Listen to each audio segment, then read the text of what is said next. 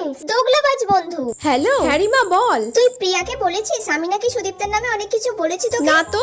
আরে সুদীপ্তার সাথে আমার ঝগড়া, আমি ওর সাথে কথাই বলি না, আমাদের মুখ দেখা দেখি নেই। তোকে কে এইসব কথা বলেছে যে তুই আমাকে বলেছিস এইসব? না, আমি শুনলাম তাই তোকে জিজ্ঞাসা করছি। সুদীপ্তার সাথে আমি কোনো কথা বলি না। বুঝলাম। না রে, আমি তো সেটাই ভাবছি এতক্ষণ ধরে। আরে তুই তো আমার বেস্ট ফ্রেন্ড। হ্যাঁ আমি জানি তো। তুই কি করে বলছিস বল আমি সুদীপ্তাকে তোর নামে এইসব বলে বেড়াই? কেউ কিছু বললে তুই সেটা আগে আমার থেকে কনফার্ম হবি, তারপর তুই আমাকে কিছু বলিস বা আমার সাথে কথা বন্ধ করিস। কিছুক্ষণ পর। হ্যালো, তোর সাথে কিছু কথা আছে। হ্যাঁ সুদীপ্তা। কি করছিলিস? এই তো জাস্ট বাইরে থেকে এলাম। রিমা আমার নামে অনেক কিছু বলে বেড়াচ্ছে, শুনেছিস তো? না না, রিমার সাথে আমি কথাই বলি না। বলিস না? না, ওর সাথে কেন আমি কথা বলতে যাব? সেদিন আমি ওর থেকে একটা নোটস চাইলাম, জানিস তো, দিল না আমাকে। এত বাজে মেয়ে হয়ে গেছে এখন, একবার এই বয়ফ্রেন্ড একবার ওই বয়ফ্রেন্ড, এই সব করে বেড়ায় খালি।